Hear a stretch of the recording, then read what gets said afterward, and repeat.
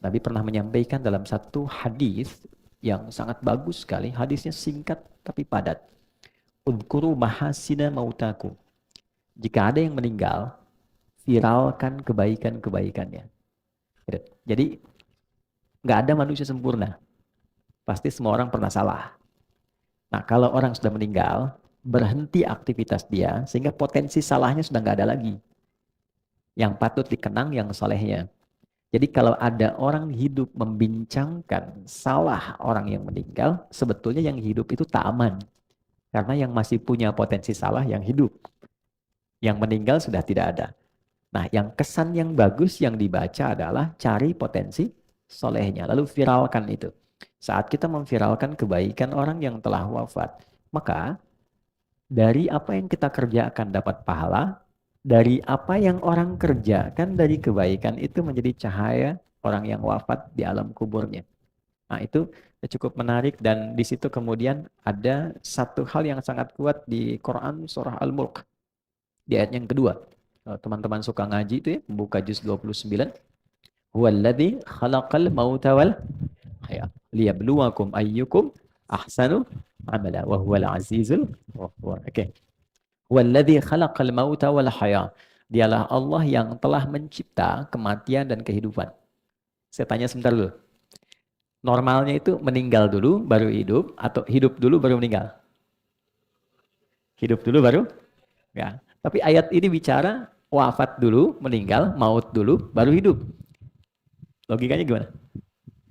Walladzi khalaqal mauta wal haya. Kok bisa meninggal dulu baru hidup? Nah, ini bacanya itu ada ilmunya, ada disiplin ilmunya. Namanya ilmu balaghah. Nah, ini tingkat sastra tinggi, dia punya 3 cabang ilmu. Ilmu ma'ani untuk mengkaji kata, ilmu bayan untuk menyampaikan dengan jelas, ilmu badiah untuk menghiasi yang jelas supaya diterimanya nyaman. Memang jadi imam jelas ngasih tahu sabnya supaya lurus rapi, tapi kalimatnya nggak enak. Rapetin, udah gede gini nggak tahu rapat. Jelas sih, cuman keterimanya nggak enak gitu ya. Maka dirubah dengan bentuk yang indah sehingga terasanya nyaman. Nah, dalam ilmu badi itu ada turunan di balaghah di bayan namanya takdim wa ta'khir. Ada yang diawalkan, ada yang diakhirkan karena hikmah. Kenapa di sini kehidupan diakhirkan dan pakai alif hayat untuk menunjuk sifat manusia secara psikologis yang memang cenderung ingin hidup lebih panjang. Hampir tidak ada manusia yang ingin meninggal lebih cepat. Yang ingin meninggal hari ini boleh angkat tangan. Hampir nggak ada. Semua ingin hidup lebih panjang. Oke? Tapi saat manusia merasa bahwa saya ingin hidup lebih lama, dia tidak sadar boleh jadi maut bisa datang lebih cepat dari apa yang ia duga. Itulah sebabnya seringkali kita diingatkan, kalau sedang terfikir berbuat sesuatu yang tidak elok, tidak baik, maka rasakan saat itu maut datang menjemput. Oke?